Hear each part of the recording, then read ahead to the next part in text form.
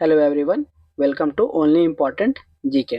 Friends, आज के इस वीडियो में हम बौद्ध धर्म को पढ़ने वाले हैं। और गाइस, आपने इससे पहले भी बौद्ध धर्म बहुत बार पढ़ा होगा, और अगर नहीं भी पढ़ा है तो आपने बिल्कुल सही वीडियो पे क्लिक किया है। देखिए, बौद्ध धर्म को मैं इस तरीके से मतलब बांट करके पढ़ाने वाला हूँ ना कि आपको बस मज़ा आ जाने वाला है।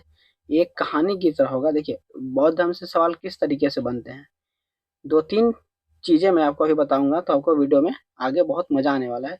जैसे देखिए, सबसे पहले बुद्ध भगवान, हमारे भगवान बुद्ध जो हैं, गौतम बुद्ध, वो घर पे जब होंगे तो मतलब घर से स्टार्ट करते हैं कहानी को। मान लो, तो घर से क्या सवाल बनेगा? उनके माता-पिता का क्या नाम था?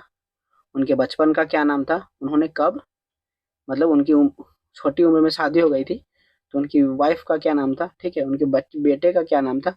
इस तरीके के सवाल आते हैं। फिर उसके बाद वो घर छोड़ करके बाहर निकलेंगे ज्ञान प्राप्ति में। तो घर छोड़ते समय किस किस तरह के सवाल पूछे जाते हैं, आपको स्क्रीन पे दिख रहा होगा। सवाल क्या होता है जब वो घर छोड़ रहे हैं, उस प्रोसेस जब वो घर छोड़ते हैं उसको क्या कहते हैं? घर छोड़ते समय वो किसके साथ घर से निकल रहे होते हैं आखिरी बार, किस घोड़े पर वो जा रहे होते हैं, ठीक है? तो ये जो सवाल है वो घर छोड़ते समय का है। उसके बाद वो आगे बढ़ेंगे तो वो ज्ञान की प्राप्ति करेंगे। तो कहाँ पर बैठ कर उन्होंने ज्ञान प्राप्त किया, किस वृक्ष के नीचे, वो कौन सा दिन था, कौन सी नदी थी? इस तरह के सवाल आप जरूर देखने आपने देखा होगा। एक बार जब गौतम बुद्ध को ज्ञान प्राप्त हो जाएगा तो जाहिर सी बात है उन्होंने ज्ञान की प्राप्ति की। क्यों? क्योंकि उन्हें लोगों को बताना है। तो जो लोगों को बताएंगे वहां से किस तरीके के सवाल आते हैं? सबसे पहले उन्होंने अपना उपदेश कहाँ दिया, सबसे ज़्यादा किस लैंग्वेज में दिया, सबसे पहले किसको दिया? तो इस तरीके से हम प्रोसेस वाइज चलेंगे, स्टेप बाय स्टेप चलेंगे कि पहले तो उनके पर्सनल जीवन को देखेंगे, घर पे जब वो है, जब वो घर छोड़ रहे होंगे उससे रिलेटेड जानकारियाँ हम लेंगे। उसके बाद जब उन्होंने ज्ञान प्राप्त कर लिया, ठीक है, तो ज्ञान प्राप्त करने के दौरान जो क्वेश्चंस बनते हैं, और ज्ञान प्राप्त कर लेने के बाद जब वो उपदेश दे रहे होते हैं, सबसे पहले कहाँ दिया, किसे दिया, इस तरीके के ही सवाल बनते हैं। उसके बाद लास्ट में जब उनकी डेथ हो जाएगी तो 4 बौद्ध संगतियाँ होंगी, ठीक है?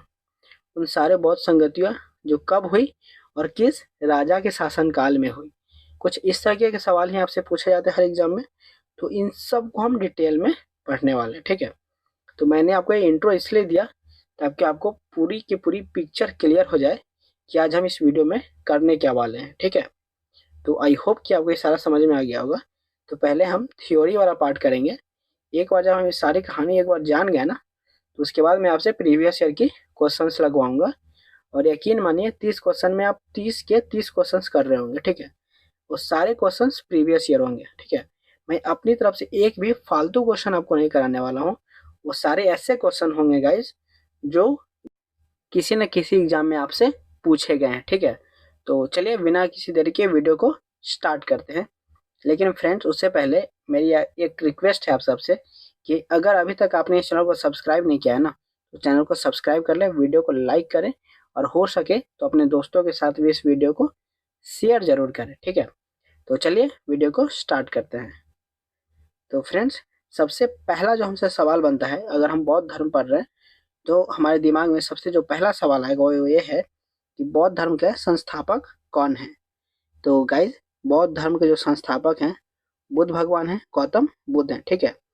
अगर हम बात करें कि इन्हें किसी और नाम से भी जाना जाता है क्या, तो बिल्कुल यहाँ से प्रश्न भी आपसे पूछा जाता है कि लाइट ऑफ एशिया, मतलब एशिया महादेश का जो पुंज है, ज्योतिपुंज, वो किसे कहते हैं? तो महात्मा बुद्ध को कहते हैं। इन्हें शाक्य मुनि के नाम से भी जाना जाता है। शाक्य मुनि के नाम से जाने जाने के पीछे जो एक वजह है वो ये है कि इनका जो वंश है, ये डायनेस्टी कभी पूछे कि किस वंश से थे, तो ये शाक्य वंश से थे, ठीक है? इसलिए इनको शाक्य मुनि के नाम से भी जाना जाता है। इसके अलावा इन्हें तथागत भी कहते हैं, ठीक है? तो इनके अन्य नाम भी आपको पता चल गया, ठीक है?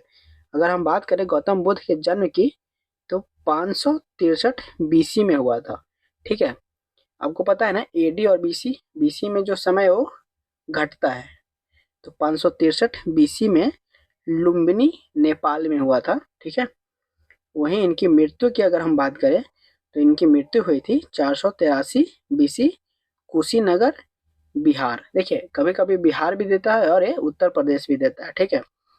तो अगर उत्तर प्रदेश ऑप्शन में दिखे तो आप उत्तर प्रदेश ही लगाएंगे, लेकिन अगर बिहार रहे तो आप बिहार लगाएंगे। देखिए दोनों नहीं देगा, क्योंकि मैंने देखा है कि कहीं कहीं इसे उत्तर प्रदेश भी राइट मानता है और इसे बिहार भी, कहीं कहीं बिहार में भी कुशीनगर है।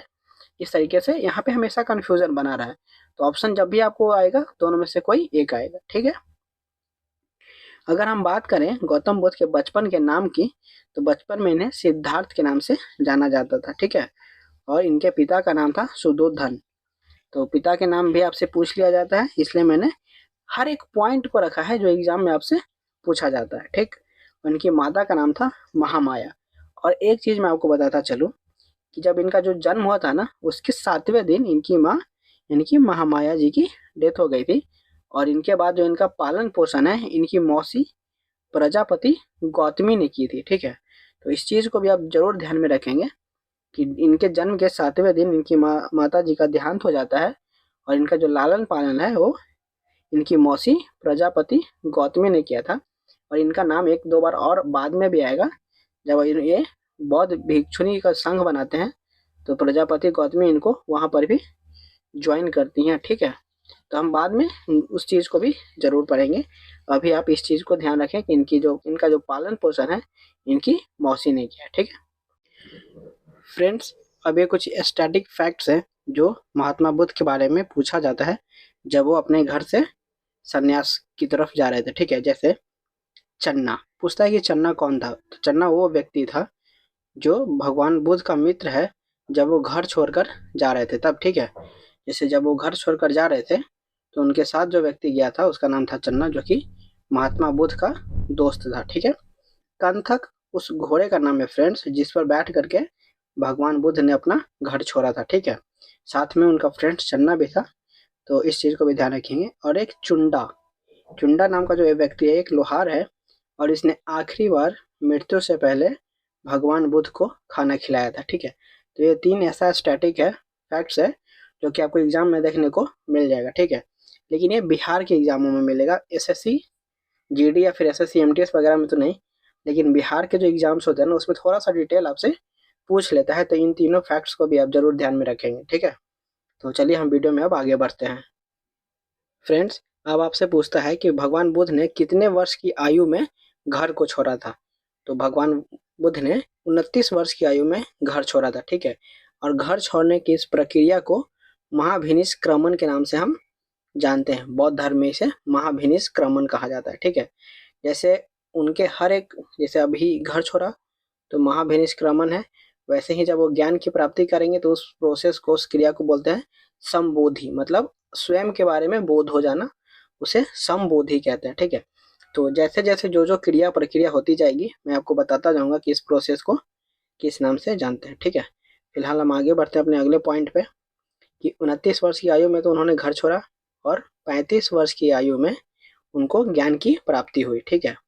यानी कि 6 साल उनको लग गए ज्ञान प्राप्त करने में, ठीक है। तो देखिए कभी कभी क्या होता है ना कि बच्चे कंफ्यूज कर जाते हैं कि महात्मा बुद्ध को कितने वर्ष लगे और महावीर स्वामी को कितने वर्ष लगे जैन धर्म में। तो देखिए यहाँ पे थोड़ा सा क्लियर रखिएगा कि महात्मा बुद्ध को 6 वर्ष में ज्ञान की प्राप्ति होती है, ठीक है। जब मैं जैन धर्म पढ़ाऊंगा तो वहां पर आप देखेंगे कि महावीर स्वामी जी को 12 वर्ष की आयु तक तपस्या करना पड़ता है ज्ञान की प्राप्ति के लिए, ठीक है। तो इस चीज में थोड़ा सा कंफ्यूज नहीं करेंगे आप। नेक्स्ट है कि महात्मा बुद्ध को किस पीपल के पेड़ किस वृक्ष के नीचे ज्ञान की प्राप्ति हुई थी। वो पेड़ कौन सा था पूछता है आपसे, तो वो पीपल का पेड़ था। किस नदी के किनारे उनको ज्ञान की प्राप्ति हुई, तो नदी थी निरंजना नदी। दिन कौन सा था, वैशाख का पूर्णिमा, ठीक है। जगह कौन सा था, वो उरुवेला है जगह है, एक गांव बोध गया बिहार के अंदर, ठीक है। तो ये सारे फैक्ट्स आपको एग्जाम में एकदम कट टू कट आपको देखने को ऐसे ही मिल जाएगा, ठीक है। पीपल का पेड़, निरंजना नदी, दिन वैशाख का पूर्णिमा, जगह उरुवेला गांव, बोध गया बिहार, ठीक है। जब ज्ञान की प्राप्ति होती है उस प्रोसेस को कहते हैं संबोधि, उस क्रिया को संबोधि कहते हैं, ठीक है। घर छोड़ा महाभिनिष्क्रमण के नाम से जाना गया, ज्ञान की प्राप्ति हुई संबोधि है। आगे जब वो पहला अपना उपदेश देंगे उसे किसी नाम से जानेंगे, जब उनकी मृत्यु हो जाएगी तो उसे भी किसी नाम से जानेंगे, जो कि हम आगे वीडियो में देखने वाले हैं। ठीक है,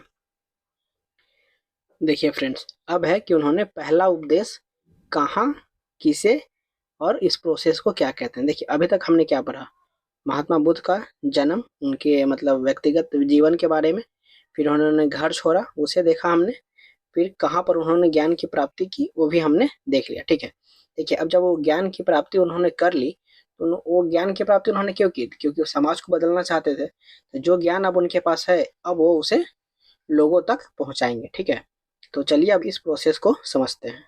तो देखिए जब ज्ञान की प्राप्ति हुई उसके बाद उन्होंने सबसे पहले 5 ब्राह्मण को ये उपदेश देते हैं और वो जगह है सारनाथ।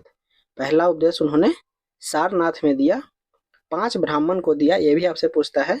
और इस जो पहले उपदेश का जो प्रोसेस है, प्रक्रिया है, इसको कहते हैं धर्मचक्र परिवर्तन। धर्मचक्र परिवर्तन के नाम से इस चीज को बौद्ध धर्म में जाना गया है। ठीक है, वहीं पे वाराणसी में बौद्ध भिक्षु संघ बनाया। ठीक है, नेक्स्ट वैशाली में बौद्ध भिक्षुनी संघ बनाया। तो आपसे एग्जाम में प्रश्न इस तरह से आएगा कि बौद्ध भिक्षु संघ कहाँ है, तो वाराणसी। बौद्ध भिक्षुनी संघ कहाँ है, तो वैशाली। ठीक है, सबसे ज्यादा उपदेश अगर पूछे कि सबसे ज्यादा उपदेश उन्होंने कहाँ दिया था, तो है श्रावस्ती। ठीक है, और जो लैंग्वेज है, जो भाषा है, जो सबसे ज्यादा जिस भाषा में उन्होंने उपदेश दिया था वो था पाली। ठीक है, पाली इसलिए उन्होंने चुना क्योंकि उस समय की जो ज़्यादातर जनता थी वो संस्कृत नहीं जानती थी, तो एक पाली लैंग्वेज था, उसी में उन्होंने ज़्यादातर उपदेश दिए ताकि ज़्यादा से ज़्यादा लोगों तक उनकी बात पहुँचे। ठीक है, अंतिम उपदेश या फिर जीवन का जो अंतिम समय था, दोनों ही चीज़ों में उन्होंने कुशीनगर में किया है। ठीक है, मतलब अंतिम उपदेश भी उन्होंने कुशीनगर में दिया है और जीवन का जो अंतिम समय है और उनकी जो मृत्यु है वो भी कुशीनगर में ही हुई थी। ठीक है, कुशीनगर फ्रेंड्स आज के डेट में ऐसे कॉन्फ्लिक्ट है बिहार या उत्तर प्रदेश। उत्तर प्रदेश अगर ऑप्शन में दिखे तो आप उत्तर प्रदेश को ही टिक करेंगे। ठीक है, तो आई होप कि आपको यहाँ तक वीडियो बिल्कुल समझ में आया है। तो चलिए अब हम आगे देखते हैं कि आगे और क्या क्या हमें पढ़ना है। तो आगे कुछ ऐसा है कि उनकी शिक्षाओं के बारे में आपसे सवाल बनते हैं कि उनकी शिक्षाएं कितनी थी, तो 4, जिन्हें आर्य सत्य कहा जाता था। ठीक है, आर्य सत्य, उनकी शिक्षाओं को क्या कहते हैं? आर्य सत्य। देखिए उनकी जो 4 शिक्षाएं थी उनमें था दुख है, दुख का कारण है, दुख का उपाय भी है और दुख का निवारण भी है। यहाँ से क्वेश्चन ज़्यादातर तो नहीं बनते, लेकिन अगर बनेंगे तो आपको ऑप्शन दे देगा, उसमें कोई एक ऐसा होगा जो उनकी शिक्षाओं में नहीं होगा। ठीक है, तो आपको ये ध्यान रखें, मोस्टली बहुत ज़्यादा कोई सवाल इससे नहीं बनेगा, लेकिन हाँ ये जो सिंबल है, प्रतीक चिन्ह है, यहाँ से आपको बहुत सवाल देखने को मिलते हैं। जैसे देखिए उनके जो जन्म है ना, उनको उस चीज़ को कमल या फिर सांड, ठीक है, इस चीज़ से प्रतीक चिन्ह से रिप्रेजेंट किया जाता है। ठीक है, गृह त्याग को घोड़ा से रिप्रेजेंट करते हैं, गर्भ को हाथी से, ज्ञान को मतलब पीपल से, पीपल का पेड़ ज्ञान का प्रतीक है, प्रतीक चिन्ह। ठीक है, और जो मृत्यु है उनका वो है पद चिन्ह। ठीक, मृत्यु को पद चिन्ह से दिखाया जाता है, सिंबलाइज किया जाता है, रिप्रेजेंट किया जाता है। ठीक है, तो आई होप कि आपको यहाँ तक सारी चीज़ें समझ में आ रही होंगी। ये सारा चीज़ मतलब बस याद करने जैसा है, कुछ खास है नहीं। ठीक, तो आप याद जरूर करेंगे, यहाँ से सवाल बनते हैं। अब है बौद्ध साहित्य के बारे में हमें जानना। फ्रेंड्स यहाँ से बहुत सारे सवाल आपको देखने को एग्जाम में मिल जाएगा। बौद्ध साहित्य को त्रिपिटक में बताया गया है। ठीक है, बौद्ध साहित्य को त्रिपिटक में बताया गया है, और वो त्रिपिटक कौन कौन से हैं? एक है विनय पिटक, दूसरा है सूत पिटक, तीसरा है अभिधम्म पिटक। देखिए विनय पिटक में क्या है कि जैसे आप बौद्ध धर्म के जो भिक्षु होते हैं ना, उनके लिए रूल है, प्रिंसिपल्स है कि उन्हें कैसा व्यवहार, कैसा आचरण करना है। ठीक है, तो वह है विनय पिटक में। जहाँ तक बात करें हम सूत पिटक की, तो सूत पिटक में है बुद्ध के उपदेश, उन्होंने जो जो बातें कही हैं वो सूत पिटक में है। ठीक, देखिए सूत पिटक जो है ना 5 खंडों में बटा है, तो इस चीज को भी आप ध्यान रखेंगे। और 5 खंडों में 2 के नाम आपको याद जरूर होने चाहिए, वो है खुंदक निकाय और अंगुतर निकाय। सूत पिटक की बात कर रहा हूँ मैं। ठीक, तो खुंदक निकाय में फ्रेंड्स बुद्ध भगवान के जो पहले जो जन्म हुए और आगे जो उनका जो जन्म है वो होने वाला है उसके बारे में है। ठीक है, जैसे जातक कहानियां हो गई, कल्कि जो उनका अगला रूप में वो जन्म लेने वाले हैं, विष्णु भगवान के अवतार माने गए हैं, उन सब की जानकारी जो है वो खुंदक निकाय में है। ठीक है। और अंगुत्तर निकाय में 16 महाजनपद के बारे में लिखा हुआ है। जैसे आपको पूछेगा कि 16 महाजनपद का जो हमें मतलब 16 महाजनपद के बारे में जो जानकारियां मिलती हैं वो कहाँ से मिलती हैं, तो आपको बताना होगा कि बौद्ध धर्म की जो अंगुत्तर निकाय है, जो कि सूत पीटक का ही एक पार्ट है। सूत पीटक 5 भाग में बटा है, उसमें से 3 उतने इंपॉर्टेंट नहीं है, 2 इंपॉर्टेंट है। खुंदक निकाय, जातक कहानियां और पुनर्जन्म, और सेकंड है अंगुत्तर निकाय जिसमें 16 महाजनपद के बारे में प्रमाण मिलता है। ठीक है, तो इस चीज को आप जरूर ध्यान में रखेंगे, यहाँ से सवाल आपको देखने को जरूर मिलता है। ठीक, अब हम बात करते हैं बौद्ध धर्म में जो कुछ संगतियां हुई हैं, बौद्ध धर्म की जो संगतियां हुई हैं उसके बारे में। तो फ्रेंड्स, बौद्ध धर्म में 4 संगति हुई हैं, मतलब 4, जैसे आप मान सकते हो कि मीटिंग्स जो होते हैं ना, उसे ही बोलते हैं बौद्ध संगति। तो 4 बार हुए हैं। वो एक पहला जो हुआ था वो था 483 बीसी में, जब जिस वर्ष महात्मा बुद्ध की मृत्यु हुई थी। ठीक है, उनकी मृत्यु 483 बीसी में हुई थी, और उसी साल पहला बौद्ध संगति हुआ था।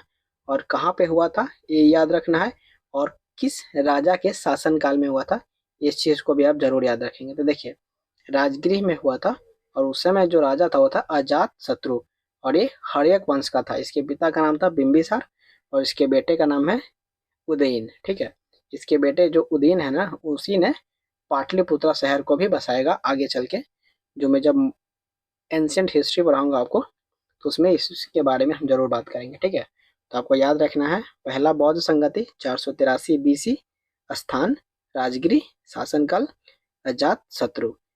दूसरा बौद्ध संगति पूरे 100 साल बाद 383 बीसी, स्थान वैशाली, शासनकाल कालाशोक।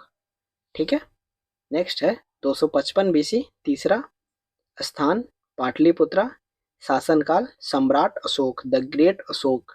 ठीक है, चौथा फर्स्ट एडी, इसका कोई फिक्स एक टाइम नहीं है, आपसे पूछ लिया जाएगा तो ऑप्शन में वहां पे भी 1 एडी या पहला शताब्दी वर्ष ऐसा ही लिखा हुआ रहेगा। ठीक है, तो चौथा बौद्ध संगति फर्स्ट एडी यानी कि पहले शताब्दी वर्ष, स्थान कुंडल वन, जम्मू कश्मीर में ये जगह है, और किसके शासनकाल में, तो कनिष्क के शासनकाल में। ठीक है, और ये कुषाण वंश का राजा था। ठीक, तो आई होप फ्रेंड्स कि आपको बौद्ध धर्म समझ में आ गया होगा। यहाँ से इतना अगर आपने पूरा वीडियो देख लिया है तो आपसे एक भी सवाल नहीं छूटने वाला। ठीक है, नेक्स्ट वीडियो में मैं प्रीवियस ईयर में बौद्ध धर्म से जितने भी सवाल बने उन सारे सवालों को मैं एक वीडियो में आपके लिए इंक्लूड करूंगा, और साथ के साथ कुछ ऐसे पॉइंट्स होंगे जो कि मैं थ्योरी में कवर नहीं कर पाया हूँ, जैसे बौद्ध धर्म के जो मठ वगैरह होते हैं, जैसे तमांग मठ हो गया, कुछ और मठ्स हैं, सारे मठ्स एक ही वीडियो में मैं जो एमसीक्यू के फॉर्म में लेकर के आऊँगा, उसमें वहाँ पे मैं सब कुछ जो चीज़ें यहाँ पे नहीं बताई है वो मैं एमसीक्यू के फॉर्म में कवर करा दूंगा। ठीक है, तो आई होप कि आपको ये वीडियो अच्छा लगा होगा। वीडियो अच्छा लगा हो तो वीडियो को लाइक करें, चैनल को सब्सक्राइब करें, अपने दोस्तों के साथ भी इस वीडियो को शेयर जरूर करें। ठीक है, थैंक यू।